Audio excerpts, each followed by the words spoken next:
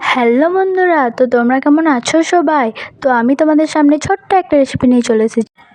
তো বন্ধুরা, আমি একটা পনিরের প্যাকেট নিয়ে নিয়েছি। এরপর পনিরগুলোকে ভালোভাবে পিস পিস করে নেব। তো বন্ধুরা, এই যে আমার হয়ে গেছে।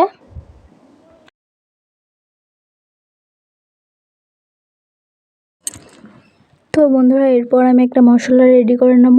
তো বন্ধুরা, আমি নিরামিষ করছি, তাই পেঁয়াজ রসুন ছাড়াই। এরপর আমার মটর আর আলু সেদ্ধ হয়ে গেছে। এরপর সাদা কড়াইতে তেল দিয়ে দেবো। তো বন্ধুরা, এরপর পনিরগুলোকে ভালোভাবে ধুয়ে নেব। তারপর হলুদ দিয়ে ম্যারিনেট করে নেব।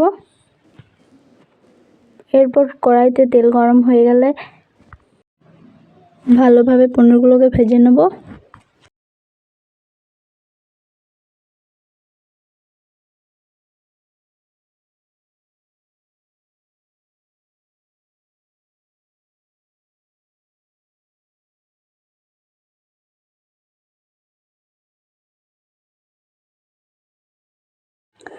এরপর বন্ধুরা, আমি আরেকটা মশলা রেডি করে নেব। জিরে দিয়ে দেবো, তার সাথে তেজপাতা আর দুটো লং দিয়ে দেবো। তারপর লঙ্কা, টমেটো আর আদা দিয়ে দেবো। এটাকে একটা পেস্ট করে নেব আবার।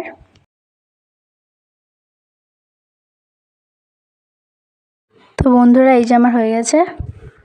এরপর পনিরগুলোকে আরেকবার ভালোভাবে নাড়াচাড়া করে নেব, খুব ভালোভাবে। তো বন্ধুরা, আমার পনিরগুলো খুব ভালোভাবে ভাজা হয়ে গেছে। এবার তুলে নেব।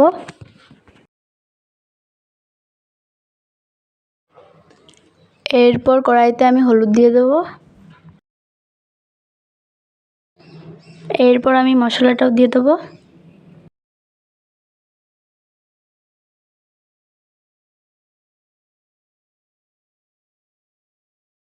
তো বন্ধুরা, এরপর আমি সম পরিমাণে কিছুটা লবণ দিয়ে দেবো।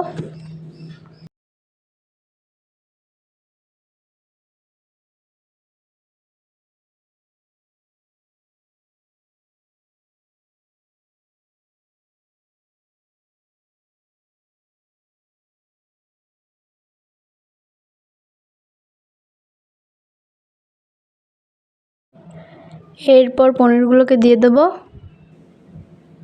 ভালোভাবে খুব সুন্দর করে নাড়াচাড়া করে নেব।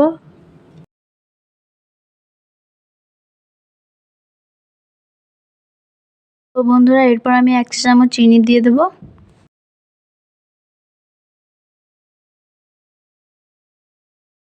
তো বন্ধুরা, আমার সেদ্ধ করে রাখা মটর আর আলুটাও দিয়ে দেবো এরপর।